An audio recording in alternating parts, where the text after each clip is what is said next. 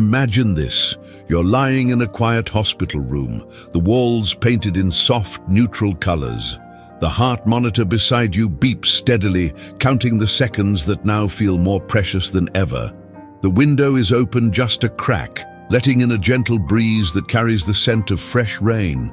Outside, life moves on, cars passing by, children laughing in the distance, the world still spinning. But inside this room, time feels different, slower, more fragile, more urgent. As you stare at the ceiling, memories flood your mind. The choices you made, the dreams you chased, the moments you cherished, the people you loved, and then the moments you let slip away. In this final chapter, what truly matters? Is it the number in your bank account, the job titles on your resume, the house you spent a lifetime paying for, or is it something else, something far deeper? Hospice workers, doctors, and researchers have studied this question for years, and the answers they've gathered from those nearing the end of life are both profound and sobering. They reveal a truth that many of us ignore until it's too late. What truly matters is not what we think. Today, we're going to listen to the voices of those who have walked the full journey of life.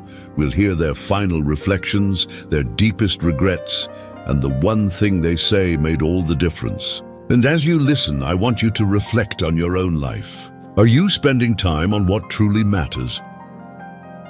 If this were your last day, would you be at peace with how you lived? Or would you look back with regret, wishing you had done things differently? If this topic speaks to you, please hit the like button and subscribe.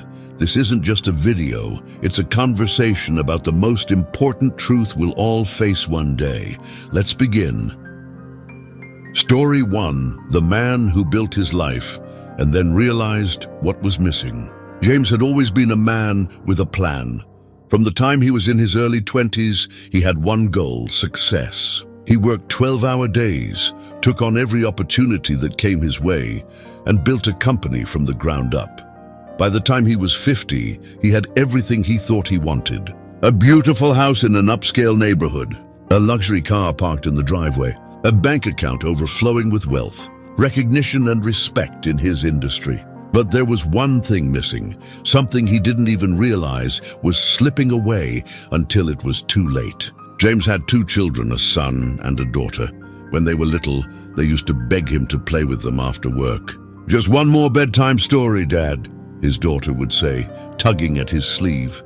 "Can we throw the football for just a few minutes?" his son would ask, holding a ball in his tiny hands. And every time, James gave the same response. "Not now, sweetheart, Daddy's busy." "Maybe later, son, I have an important meeting." There was always another deal to close, another email to send, another reason to say, "Not now." James told himself it was for them, that all the long hours, the sacrifices, the missed birthdays and school plays, they were all to give his children a better life. But what is a better life if the people you love feel like they never really knew you? Years passed. His children grew up. They stopped asking him to play. They stopped expecting him to be there. By the time James finally made it and had time to relax, he realized something devastating. His children had built lives without him. They had inside jokes he didn't understand, childhood memories he wasn't part of, milestones he had missed. And now, lying in a hospice bed at 78, battling terminal cancer, James whispered something that shattered the hearts of everyone in the room. "I thought I was providing for them. I thought I was doing the right thing. But in the end, they didn't need my money. They needed me." James spent his final months trying to reconnect, but some things can't be rewound. His daughter, now in her 40s, visited him at the hospital and held his frail hand. With tears in her eyes, she said, "I just wish you had been there when I needed you." James looked at her, regret in his voice. "Me too, sweetheart, me too." The lesson: this story is not unique. Countless elderly people on their deathbeds say the same thing. "I wish I had spent more time with my loved ones. I wish I had put down my phone, left the office earlier, and been more present. I thought I was doing what was best, but I missed what mattered most." And scientific research confirms this. A Harvard study that followed people for over 75 years found that close relationships, not money, not success, are the biggest predictor of long-term happiness. Not just happiness, but health. People who prioritized relationships lived longer, had lower stress levels, and even had better brain function in old age. So ask yourself, are you prioritizing moments over money? Are you truly present when you're with your loved ones? If today was your last day, would you be at peace with how you spent your time? If this resonates with you, leave a comment below. Tell us about a moment with a loved one that you'll cherish forever. And if you want more people to hear this powerful message, hit the like button. It helps this video reach those who need to hear it. Story 2. The woman who realized she had spent her life pleasing others. Margaret had always been the person everyone could count on. As a child, she was the good daughter. She did what her parents expected, never questioned their decisions, and always put their wishes before her own. As a wife, she was the devoted spouse. She sacrificed her dreams to support her husband's career, moving cities whenever his job required it, even when she longed to stay. As a mother, she was the selfless caregiver. She put her children's needs ahead of her own, making sure they had everything they needed while quietly burying her own desires. And as a friend, she was the reliable one, the one who always listened, always helped, always said yes, even when she was exhausted. For 82 years, Margaret lived for everyone else. Then one day, lying in her hospice bed, she had a realization so painful it made her chest ache. I spent my entire life making others happy, but I never truly lived for myself. She had wanted to travel, to paint, to learn how to play the piano, to open a small bakery and sell her famous apple pies. But every time she thought about pursuing those dreams, another obligation came up. It's not the right time. My family needs me more. I don't want to be selfish. And now, as she lay there with only days left to live, she whispered a regret that echoed through the room. I never gave myself permission to be happy.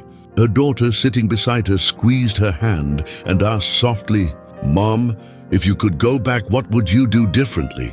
Margaret's eyes filled with tears. I would say no more often. I would have stopped trying to please everyone, and I would have lived a life that was mine, not just a reflection of what others wanted. The lesson: many people, especially as they grow older, realize too late that they spent their lives fulfilling expectations instead of following their own hearts. Psychologists call this the false self syndrome, a phenomenon where people mold themselves into what others expect instead of embracing their true desires. Research shows that people who prioritize their own joy and self-expression tend to be healthier, happier, and more fulfilled. So ask yourself, are you living a life that truly feels like your own? Do you make decisions based on what you want or what others expect?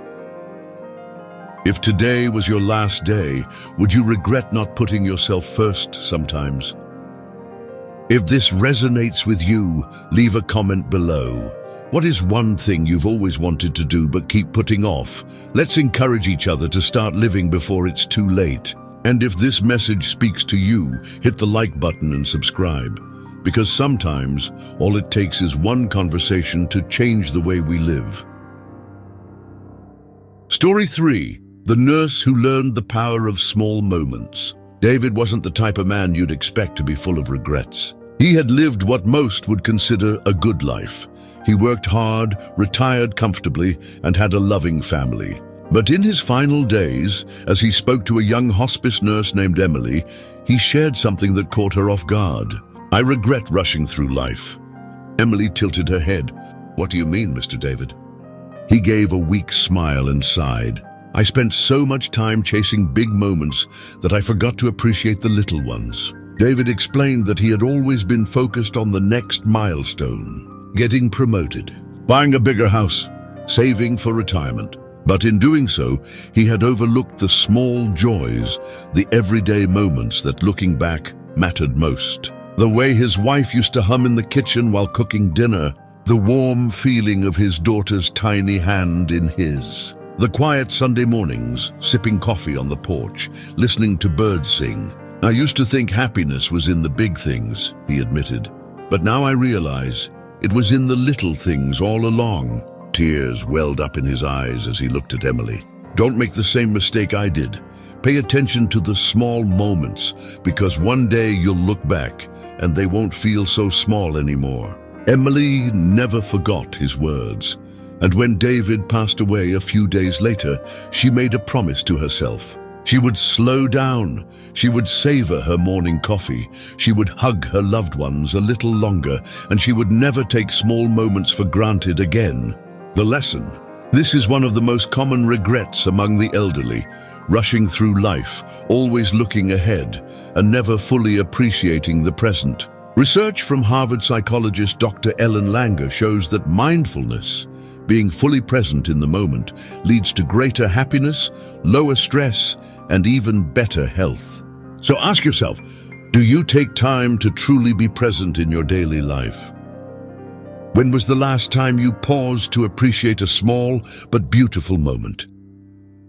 If you could go back, would you have rushed less and cherished more? If this speaks to you, leave a comment below. What is one small moment that makes you happy? Let's remind each other that life isn't just about the big milestones. It's about the little moments in between. And if you're still here, hit that like button and subscribe, because these lessons aren't just for the dying, they're for the living. Story 4. The father who regretted holding on to grudges. Thomas was a proud man, a strong man, the kind of father who didn't express his emotions easily. For years, he had a strained relationship with his eldest son, Daniel. A simple argument had spiraled into years of silence. Neither wanted to be the first to apologize. He disrespected me, Thomas would say whenever the topic came up. I was his father. He should have been the one to fix things. So they didn't speak. Not during birthdays, not during holidays, not even when Thomas lost his wife, the woman who had spent her life trying to bring them back together.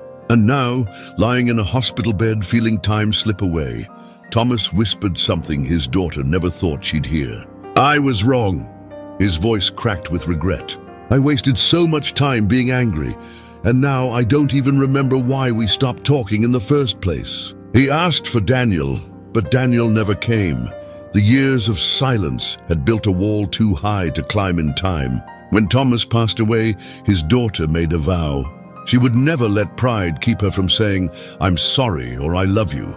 She would never hold on to grudges that stole precious time. The lesson. Research shows that holding on to resentment increases stress, weakens the immune system, and shortens life expectancy. Psychologists call it emotional debt, the heavy burden of unresolved conflict. Elderly people often say that pride isn't worth losing time with the people we love. So ask yourself, is there someone in your life you've drifted away from because of pride or resentment? If you knew your days were numbered, would the argument still matter? What's stopping you from picking up the phone and saying, let's fix this? If this resonates with you, leave a comment below. Have you ever reconnected with someone after years apart? Let's remind each other that healing is always possible. And if you're still watching, hit the like button and subscribe, because life is too short to let pride steal our happiness. Story 5. The woman who wished she had taken more risks. Helen was 89 years old when she whispered her biggest regret to her granddaughter. I wish I'd been braver. She had lived a comfortable life, never stepping too far outside of her comfort zone. She wanted to travel but never did because it seemed impractical. She wanted to start a business but feared it would fail. She wanted to write a book but always told herself, who would read it? Now as she looked back, she realized, I was always waiting for the perfect moment, but it never came.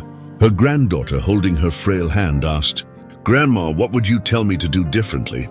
Helen smiled weakly and whispered, take the risk, try the thing, do it scared, because regret is far worse than failure.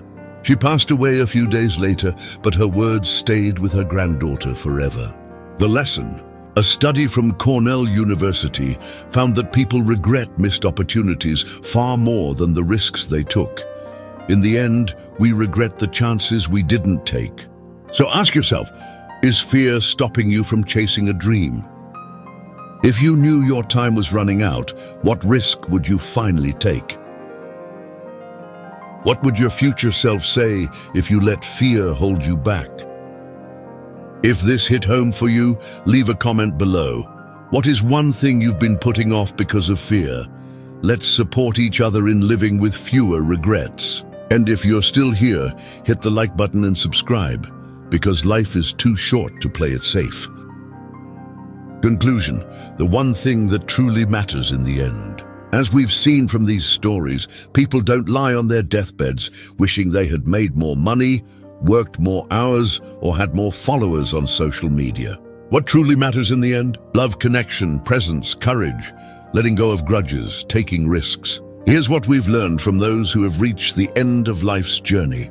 1. Happiness is in moments, not materials. 2. Live your own life, not just what others expect.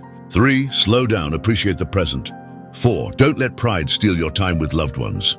5. Do it scared. The biggest regret is never trying. If there's one thing you take away from this video, let it be this. Live fully, love deeply, let go of fear, and never leave words unsaid. Now I want to hear from you.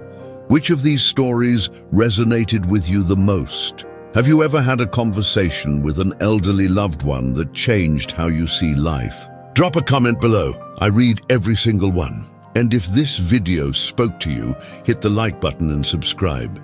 Because these aren't just lessons from the dying, they are reminders for the living.